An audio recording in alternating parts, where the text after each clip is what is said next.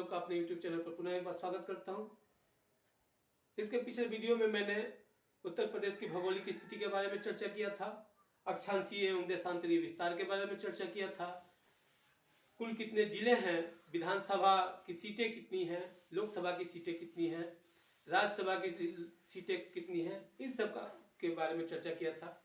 आज के वीडियो में मैं उत्तर प्रदेश की नदियों के बारे में चर्चा करूंगा। जैसा कि आप जानते हैं, उत्तर प्रदेश की नदियों में प्रमुख नदी गंगा और यमुना है, जो कि सिंचाई व्यवस्था में सबसे ज्यादा योगदान करती हैं। लेकिन कुछ सहायक नदियां भी हैं जो कि सिंचाई व्यवस्था में अपना योगदान देती हैं।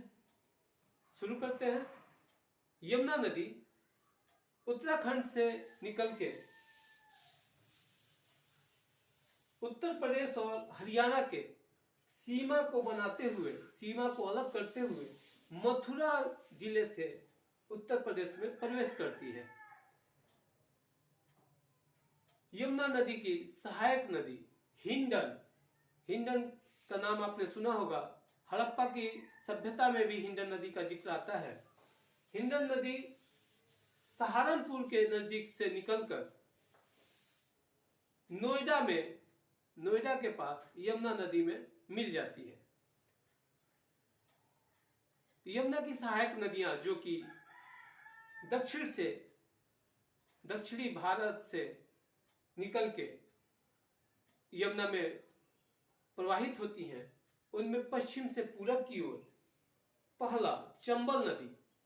चंबल नदी की उत्पत्ति जामा पाव पहाड़ी से होती है तथा इंदौर से, तथा ये इटावा के पास मुरादगंज नामक स्थान पर यमुना से मिल जाती है।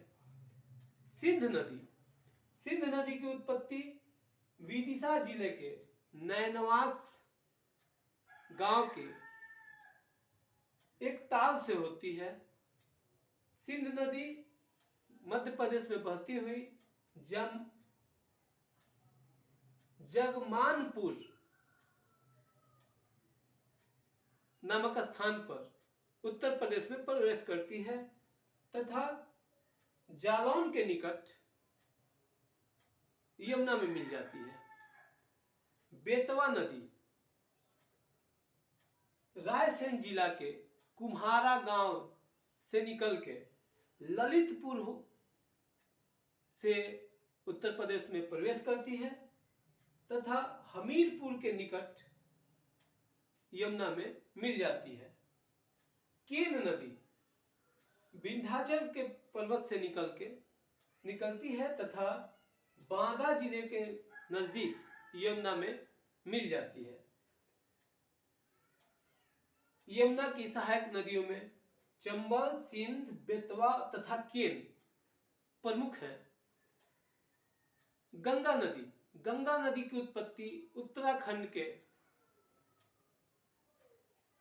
गंगोत्री नामक स्थान के गोमुख से होती है तथा हरिद्वार में वो मैदानी भाग में आती हैं और उत्तर प्रदेश के बिजनौर जिले से वो प्रवेश करती हैं।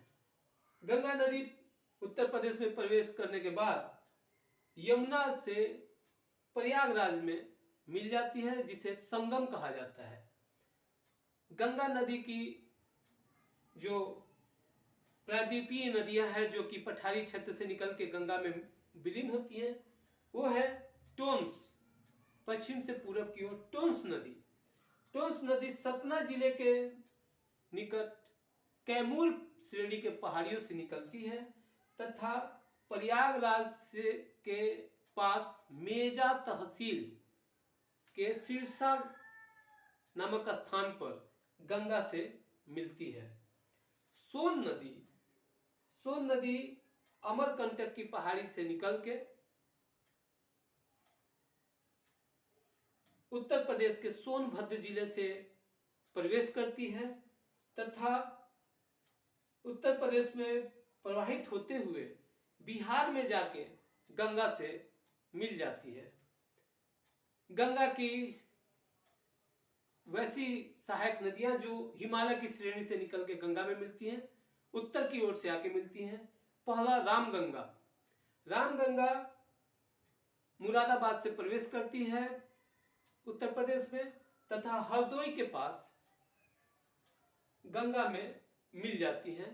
रामगंगा की उत्पत्ति दूधा तोली नामक स्थान से होती है।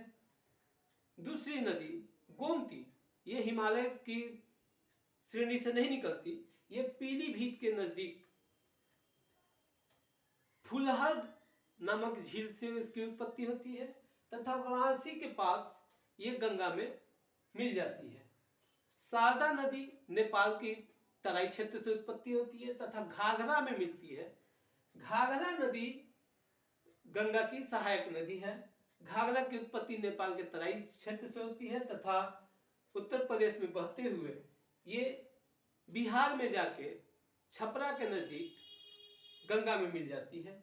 घाघरा की सहायक नदी राप्ती नदी, जो जिसका भी उत्पत्ति नेपाल के तराई भाग से होती है तथा ये घाघरा में मिलती है। गंडक नदी, इसकी भी उत्पत्ति नेपाल के तराई क्षेत्र से होती है। गंडक नदी उत्तर प्रदेश के पूर्वी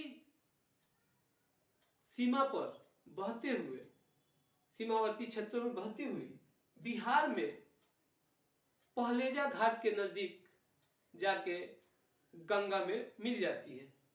ये सभी नदियां सहायक नदियां हैं गंगा एवं यमुना के।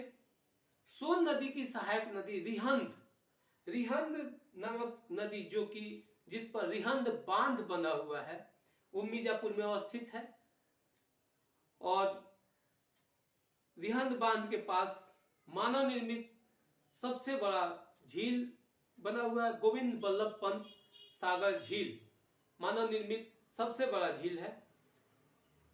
ये सभी सहायक नदियां हैं गंगा एवं यमुना के। इस प्रकार उत्तर प्रदेश की प्रमुख नदियों के बारे में ये वीडियो संपूर्ण हुआ। इसमें से एक क्वेश्चन, एक प्रश्न जरूर पूछे जाते हैं कभी ना कभी किसी परीक्षा में, किसी भी तरह की परीक्षा में, इसलिए यह महत्वपूर्ण है परीक्षाओं को लेकर। यदि आप लोगों को ये वीडियो अच्छा लगे तो इसे लाइक और शेयर करें और यदि नए हैं तो सब्सक्राइब करें। धन्यवाद।